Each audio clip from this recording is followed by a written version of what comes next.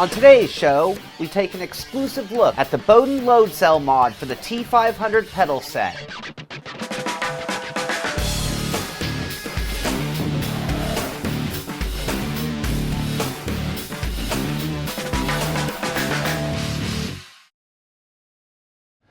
Welcome to this special report on Inside Sim Racing. I'm Darren Ganji here with my good buddy, Sean Cole. And today we have the bow, not bow, but bow, like bow and arrow, Bodin load cell mod for the T500RS pedal set by Thrustmaster. And the name Bodin might sound a little familiar to some of you out there because John Bodin made a mod for these pedals a while back with the help of the Bentonhausen brothers, or one of the two. And they made a mod that allowed the T500 pedals to be plugged directly into a USB port, and they called it the Bodinhausen mod. And we had that on the show a while back, and I think they sell for about 25 bucks. So if you could buy a set of T500 pedals and want them as a standalone set, like say you have a DFGT or an older Logitech wheel or even an older Thrustmaster like an F430 and you want a nicer set of pedals with a clutch, then you can use these as a standalone on the PC only. But we're not here for that today. We're here for the Bodin T500 load cell mod that John made on his own. I mean, this is something that he's been working on for a while. Yeah. And this is for the T500 pedals. And you know, these pedals, well, the whole T500 came out back in January of 2011. Incredible wheel. I mean, my favorite wheel you can get. And the pedals were good, Yep. but not great. Yep. And they could be floor mounted like we have here, or they could be inverted. And they just, I kind of had no feeling with them. They had that little progressive kit that you could put in them. It's called the stiff brake mod. Stiff brake mod. And Which was okay. it improved it, but That spring was, it was scratchy. Yeah. It never made it up with the back of this pedal right, so it just never felt right. It didn't feel smooth. That's right. And so anyway, these were just never really up to par with the wheel, in my opinion. I agree. Now, one nice thing about these pedals is plugged into the wheel, they actually had higher resolution than most pedal wheel combo sets. Matter of fact, this is the only set that has that type of resolution where you can plug it directly into the wheel. Every other one lowers the resolution or you need to plug them in separately or standalone. So that stiff brake mod, needless to say, wasn't enough, and that's why John set out to make a load cell. And load cells are known as being, if not the best, one of the best ways to do brake progression in a racing sim. And if you're not sure how a load cell works, is basically the way this pedal works or this pedal works. It's based on position, and there's a potentiometer that's measuring the position of the pedal. And what a load cell does is load cells are taking the pressure that you're putting on the load cell, and they're measuring that pressure, and then that's creating the distance, so to speak. Yeah. Is that a good way to put it? Yeah, that's a very good way to put it. So basically, what that gets you is you're using muscle memory instead of positional memory to do your braking.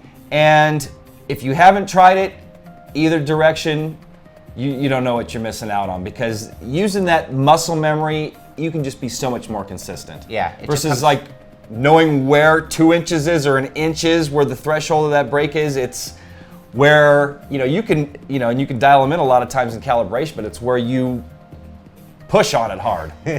Absolutely. Now, one thing John wanted was he wanted to be plug and play. So you just plug it into the wheel and it works, and that means it's also PS3 compatible. And beyond that, the installation was pretty easy. The parts all came nicely packaged in bubble wrap. There were instructions, the main body of the load cell mod, a phone type wire, and some extra hardware. When examining the load cell, you will see a piece of metal with slots in it. The load cell is then attached to that bar and then has a hardened rubber circle attached to that.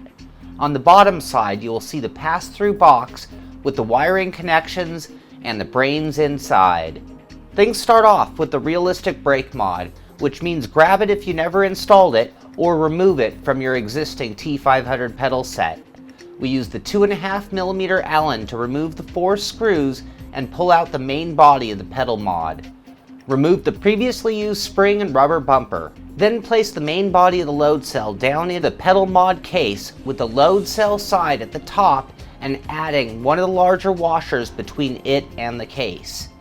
Use the included bolt with another large washer and screw it directly into the threaded portion of the pedal mod case. Insert the entire set back into position on the pedals and make sure you slide it forward so that the rubber circle kisses the back of the brake pedal. Then replace the 4 mounting screws, then take the wire from the original pedals and plug it into the green marked slot on the pass-through box. Then take the supplied wire and plug one end into the red marked slot of the pass-through box and the other end into the wheel. You are now ready to plug your wheel back into your PC or your PS3, recalibrate, and you're all set up. So there you have it. As you can see, installation was a snap. I mean, wouldn't you say? Yeah, it was. I mean, you're the one that did it, so. Easiest one I've ever done. I was going to say, out of all the pedals that you've modded, yeah, easiest? Yeah, just bam. By far. Yeah. Matter of fact, even modding some of the pedals that come and doing some mod, it was just real easy. You didn't even have to break into the pedal case. It was just all external using that stiff brake mod piece, which was very genius. Yes, it was. So that's going to tell you everything about this. John's going to have an e-commerce solution available for this soon. He doesn't have it yet, but he will very soon. Doesn't know exactly what the price is yet because he just finished getting this together. He's thinking about 150 bucks, and we're going to let you know when it does become available. But we're going to tell you some more about this, pros, cons, and rev scale right after this.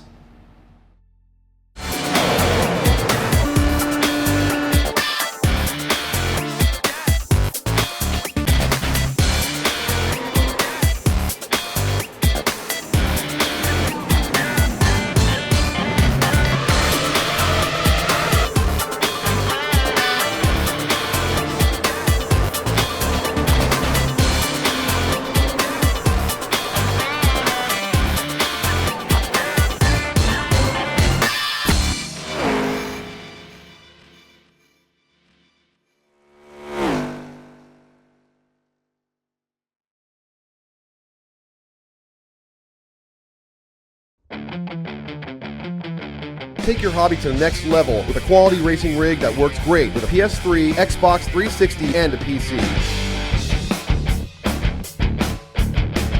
The GT Omega Racing Simulator is compatible with a wide range of steering wheels, including Logitech, Fanatec, Thrustmaster, and more. The GT Omega is available now worldwide by going to www.gtomegaracing.com. All right, welcome back to our review or preview or first look of the Bodin load cell mod for the T500RS pedal set by Thrustmaster. Darren Ganji here with Sean Cole. And before we put it on the rev scale and give you the pros and cons, I want to mention something. John, this was version 1 basically, and we honestly liked it so much that, I told John, I think, this thing's ready for go time. This is ready for public consumption. So John's going to put together at least 25 of these units to make available to the public, and hopefully they'll be available soon, and we'll let you know when they are we're going to have a thread, as a matter of fact, in the description of our show here, with a link to a thread in our forum that talks about the load cell mod. John's been frequenting that. He'll also let you know when they're available, where they're available, how much they're going to be, and all that, but thinking about 150 bucks. So before we get to that, he's also working on V2 of this based on some of the cons that we told him that are associated with this version. So that being said, why don't we start with the cons, Sean, and go ahead. All right. Well, the first con is this changes the travel. So you can see the travel here, and now you can see the travel there. And I honestly would like probably about 1/4 to 1/2 an inch more travel. And we've tested a lot of load cell or tight, heavy-duty pedals, and they're usually less travel than stock. But I would like a little more than this one. Yeah, and I agree with you. Not much more, though, and not any less stiff. Maybe Right. a little less stiff. It is a tad on the stiff side. We're going to get to that later, too. And actually, this is a 35-kilogram load cell. And John's got a 15-kilogram load cell that he's going to send us to test. And again, we'll show you that on a This Week Inside Sim Racing and let you know what we think about it. But he's going to have probably both available. Right. So yeah, it's definitely a con. Yeah, and that you kind of already alluded to the other con, and this is really in the judgment of the user here. But It is very stiff. So some people might say it's too stiff. For me, I definitely had to go to shoes. I liked the way the overall pedal worked, but that stiffness kind of was too much. Like, I think of doing a long race, and maybe I would like that 15 kilogram version. Yeah, and I was still racing with socks, as you'll see here in the video. So, and I'm going to do some long-term testing. I haven't done any longer races. I'm going to mount it to my rig here and give it some good long-term testing. But I've always liked that shorter throw, stiffer brake. And I think it's just, for me, it's just going to be a matter of getting used to it. It's definitely given us enough throw to get lock up. Yeah. Definitely going to need some kind of rig to mount these in. Yeah. I mean, just setting them on the floor, it's not going to work. You know, and I was talking to John, and I would imagine most T500 owners are going to have something. I mean, that's a $500 wheel, Yeah. and for not to have a rig To just throw that thing around, I wouldn't do that. or just even mount Yeah. it to a desk. But you still run in socks. Yeah, So, I mean, it's definitely not too stiff. Maybe just for some people. and maybe adding that little extra throw won't make it seem as stiff. Right, You know, right. so that could be part of it. Yeah. So that's really it for the cons. There weren't really any, and that was it. So now it's going to lead us to the pros, and this is going to improve your lap times, and we proved that. You proved Yeah. that. I mean, you know, you talked about it being too stiff, but you know, we tested it with a standard set of T500 pedals because I wanted to see if, and I wasn't consistent enough yet. Where we were running. What was I in? Oh, the Daytona Prototype at Indy, and I wasn't consistent enough. But Sean was running the Grand National car at Road America and was getting consistent. Yeah. And Sean's like, I'm ready to go. So he put the other pedals on, and you couldn't even get within a couple seconds. No, you know, the problem I was having is the same problem I always had with just a soft brake. And this is kind of what the old one felt like. When I panic just a little bit, I stab too much. So if I wait just too long for braking, or I come up on a car unexpectedly and have to give a little extra brake, it almost always means that I'm going to lock up the brakes or go end around. And anyway, I never had that happen with this brake. If anything, it was a little too slow on the other direction. Okay, so the next Pro, easy to install, as you saw in the video. Sean will attest to that. Yeah. And what else, Sean? Oh, and part of the installation, next Pro, Yeah. you don't need to take apart your pedals. Yeah, I was just going to say that one, but it's very true. Very easy install and completely non-invasive. It's amazing. I'm blown away because I never would have thought of that myself. You know what I wonder too? Does this even void or mess with your warranty? I mean, I can't speak for Thrustmaster, but I would think that, I mean, you're not opening it.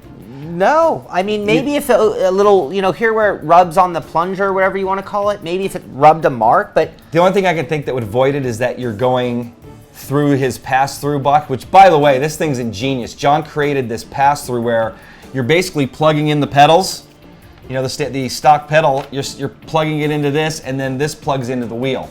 So that's how awesome. it is awesome. That's how he makes it plug and playable. So, and non-invasive. Yeah. You know, if you were to take this apart, take the potentiometer out and start rewiring things. So, no, but you know, we can't speak for Thrustmaster, and I would be careful there. And I would check with Thrustmaster before purchasing one if you're not sure. Yeah. If you're out of the warranty, well, we'll get to whether or not we recommend it or not, but we'll get to that in a second. Yeah. So what else we got for pros? Another pro, this is the most important, and it's more consistency. You talked about the muscle memory, and another thing, just imagine if you had a little bit of weight and you're trying to press it, like how much energy to get it to here is something that would be very easy to remember each time. Yep. You know, full lockup. Versus if you close your eyes and try to imagine distance-wise, that's a totally different game. So for me, it just makes my braking. I know exactly what I'm going to do every time, and when I kind of come off of it for like trail braking, it's even easier there. Yep, I agree. All right, and the next one, we just mentioned it. This cool pass-through design that John made to make this a plug-and-playable solution, PS3 and PC. And what it does, too, is it frees up a port, both on your USB, you know, because I was running standalone pedals, and I'm not going to be, as long as this, you know, makes me just as consistent. By the way, smooth as can be on the you know, on the movement, like when we plugged it into the PC. I mean, no flicker or nothing, no dead zone. There could be a dead zone if it's not touching this rubber piece, but you know, as long as it's making that contact and doing that. But very cool design, you know, and that's definitely a pro. Yeah. You kind of mentioned it, but you had the plug and play factor, so that was kind of in there, but that's a big pro. Yep. And that whole freeing up a port, so... like R Factor. Yeah. And game stock car. Yep. Only 3 controllers are allowed, and with a button box, a shifter, wheel, and pedals, you got to lose something. Yeah. You can't lose your pedals. And now imagine on the PS3, you're talking about a T500 quality wheel, a load cell brake, a shifter, all on the PS3. That's a lot of upper end devices with your PS3 racing. I love that idea. I do too. And the last pro, and we keep talking about all these pros actually throughout the other pros, is PC and PS3 compatible completely. You know, no messing around and no, you know, making, you know, weird things happen to get it to work. It works right out of the box, plug and play. So I think that's going to take us to rev scale. Rev scale? All right. Gosh, we really bounced around on this one, honestly.